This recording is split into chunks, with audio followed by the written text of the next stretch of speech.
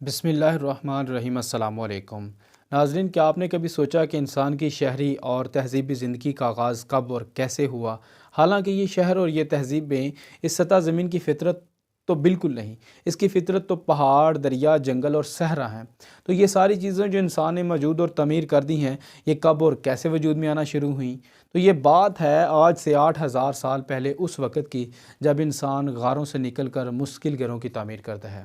یہ گھر جب سینکڑوں کی شکل اختیار کر جاتے ہیں تو ہوتا ہے انسان کی ویلیج لائف سویلائزیشن کا آغاز۔ اس کے بعد انسان سٹی سویلائزیشن کا آغاز کرتا ہے اور کئی شہروں کی بنیاد رکھتا ہے۔ ان میں سے کچھ شہر ایسے تھے جو بعد میں بڑی سویلائزیشنز کی شکل اختیار کر گئے، اور ان کے آثار اور کھنڈرات آج بھی ہمیں ان کی آثار قدیمہ کے طور پہ، ہسٹری کے طور پہ ان قوموں کے بارے میں جاننے کی میں مدد دیتے ہیں۔ انہی میں سے ایک تہذیب تھی دا میسوپوٹیمیا سویلائزیشن، انسان کی قدیم ترین پہلی سویلائزیشن جو بھی آج تک ڈسکور ہوئی ہے۔ اور یہ موجود تھی آج کے ملک عراق میں بہتے ہوئے دو دریاؤں یعنی دجلہ اور فرات کے درمیان میں، اسی لیے اس کا نام تھا میسوپوٹیمیا، یعنی وسط کی سویلائزیشن، وسط میں رہنے والے لوگ، اور اس کے باشندوں کو کہا جاتا تھا دا میسوپوٹیمینز۔ اس سٹی کے علاوہ اس تہذیب کے لوگوں نے کئی اور شہروں کی بنیاد رکھی۔ ان میں سر فہرست ہیں سمر، جس کے رہنے والوں کو سومیرینز، اور بابل، جس کے رہنے والوں کو بیبیلینز کہا جاتا تھا۔ یہ شہر کبھی تو ایک ہی ریاست کا حصہ ہوتے اور کبھی الگ سے اسٹیٹس ہوتے۔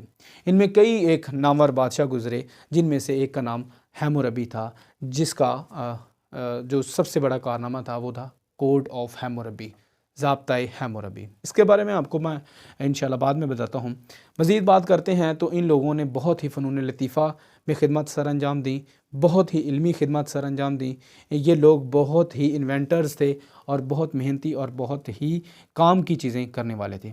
ان کا سب سے بڑا کارنامہ جو انہوں نے سر انجام دیا، جس سے انسانی ترقی کی رفتار کئی گنا بڑھ گئی، وہ تھی پہیے کی ایجاد۔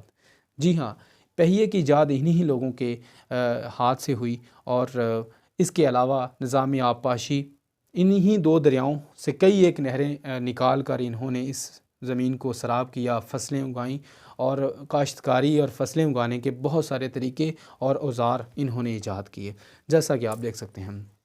اس کے علاوہ کپاس، اور کپاس سے دھاگا، دھاگے سے کپڑا بنانا، چمڑا، اور چمڑے سے اور کپڑے سے خود کو مزین کرنا، ملبوس کرنا بھی ان لوگوں کے لیے ایک عام سی بات تھی۔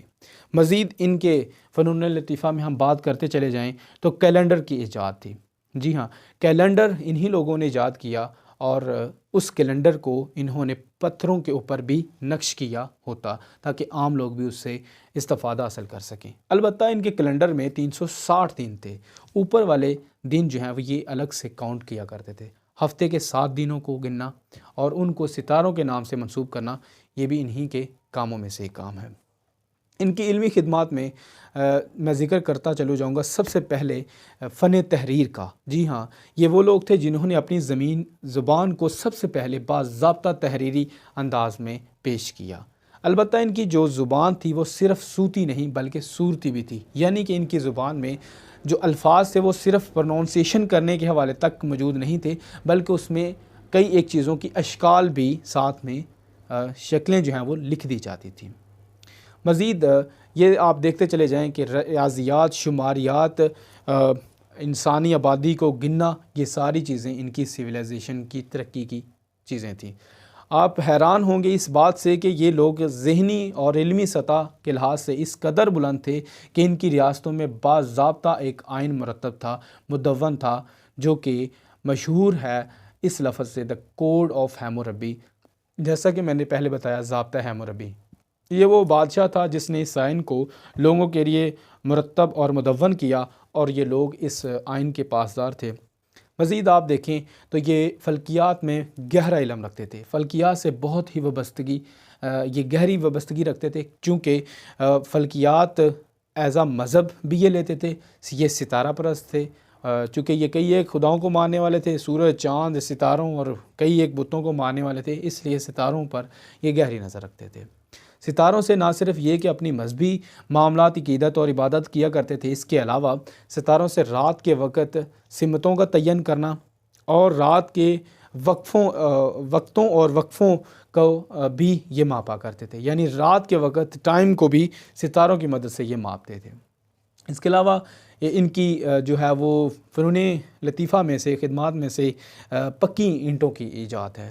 جی، پکی اینٹوں کو بنانا اور پھر اس سے بلند عمارتیں بنانا بھی ان کی تہذیب کی ایک نادر کاموں میں سے ایک ہے۔ مذہبی کے اعتبار سے یہ مشرک تھے، اور ایک وقت کے بعد جب یہ تہذیب اپنے نابود اور اختتام کو پہنچی تو آج ہم ان کے کھنڈرات اور ان کے آثار قدیمہ چیزوں کو دیکھتے ہیں اور ان کے بارے میں بہت ساری چیزیں جانتے ہیں۔ میں یہاں صرف آپ کے لیے ایک پوائنٹ چھوڑنا چاہتا ہوں جس پہ آپ غور کریں، اس اپنے ان خیالات کا اظہار کمنٹ سیکشن میں کریں۔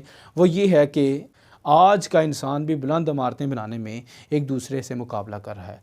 یورپ میں بھی بلند عمارتیں بنانے کا مقابلہ جاری ہے، اور اسلامک ورلڈ میں بھی، عربک ورلڈ میں بھی یہی چیز ہم دیکھتے ہیں۔ برج خلیفہ جیسی بلند عمارتیں بنائی جاتی ہیں۔ کیا ہم بھی انہی کی طرح بلند عمارتوں بنانے کے بعد اپنی سیویلائزیشن کے آخری پوائنٹ پہ تو نہیں؟ جواب کا انتظار رہے گا۔ انشاءاللہ اپنی آنے والی ویڈیو میں نئی معلومات کے ساتھ آپ کی خدمت میں حاضر ہوں گا۔ والسلام علیکم ورحمۃ اللہ وبرکاتہ۔